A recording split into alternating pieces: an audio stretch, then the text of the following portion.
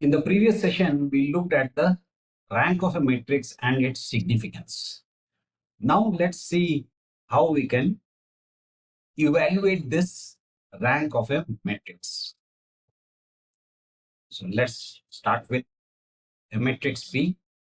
Remember, in the previous session, we saw the rank of a matrix is the largest integer R such that there exists a non-zero minor of order R and every minor of higher order is 0. So that means we can go top down or bottom up. We can start with the largest possible minor and then keep going downwards till we encounter a non-zero minor or the other way around. So the highest order minor is the determinant of the matrix itself. So the determinant of B is, if we evaluate it, we get 0. Since the determinant is 0, the only minor of order 3 is 0 because there are no other minors for this particular order. Now let's consider minors of order 2, M11. So minor corresponding to the first element of the matrix, that is 1, 2, 2, 2. So determinant is -2. So we have seen that there exists a non-zero minor of order 2 and the only minor of order 3 is 0. So the rank of the matrix is 2. Let's take another example. Matrix C, by the property of the determinants, since R2 is 2 times R1 and R3 is -3 times R1. So determinant of C is 0. Now, if you remember the property of the determinants, fine. But if you don't remember this particular property, then of course you will have to do it the normal way. Now, since the determinant is 0, the only minor of order 3 is 0. Now, of order 2. Now, instead of evaluating all minors of order 2, notice that the second and third rows are multiples of the first row. So every 2 by 2 submatrix contains 2 proportional rows and hence its determinant is 0. So what this basically means is that if you take any submatrix, so let's take 4, 6, -6, -9. Here the rows are proportional, 4, 6 and -6, -9. 9 4s are 36, 6 6 are 36. So that will become 0. Similarly, if you take 2, 3, 4, 6, 6 2s 12, 3 4s 12. If you take first 4, 1, 2, 2, 4, 4 1s 4, 2 2s 4, 3 4s 12, 6 2s 12. So therefore, all minors of order 2 are 0. So the next step is minors of order 1. And these are nothing but the individual entries themselves.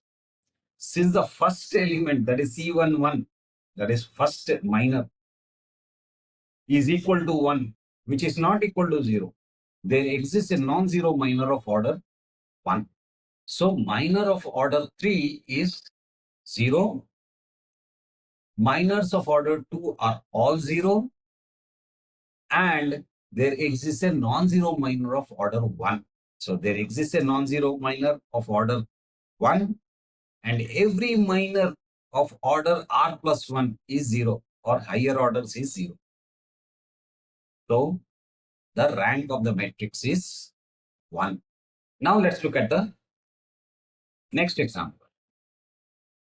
Matrix D. Since this is not a square matrix, the largest possible order of a minor is the minimum of M and N, minimum of number of rows, number of columns. So this is a 3 by 4 matrix.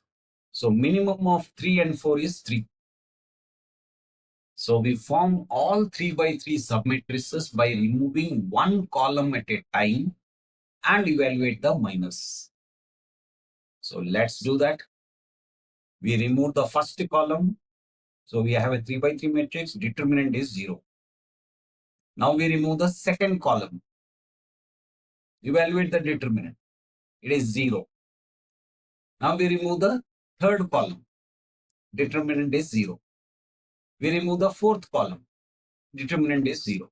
So all minors of order 3 are 0. So the rank of D is less than 3. That much we know now. Now we take all possible 2 by 2 submatrices by removing one row and two columns. So row 1 has been removed, column 1 and 2 are removed. We get 6, 3, 2, 2.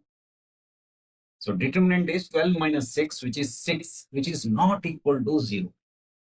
So the moment we encounter not equal to 0, we don't have to proceed any further. So we stop since a non-zero minor of order 2 exists. So rank of D is equal to 2. Let's look at a technique which we have used previously to find the rank. What we do is we carry out row operations. So R2 minus 2R1 and R3 minus R1. We get this matrix, an equivalent matrix. Now we interchange R2 and R3. So this is what? This is our RREF. So rank of D is equal to the number of pivots in RREF, which is equal to 2. This is a pivot and this is a pivot. Now, of course, many times what will happen, or at least sometimes, we can also determine the rank through observation of the given matrix itself. Just look at the matrix. The first row and second rows of the original matrix are linearly dependent. That is, they are multiples of each other. The third row is not a multiple of the first row and hence linearly independent of the first row. So first and second are dependent on each other, whereas third row is independent of the first row. Hence, there are two linearly independent rows. That means the rank is 2. That was finding rank of a matrix. That's it for now.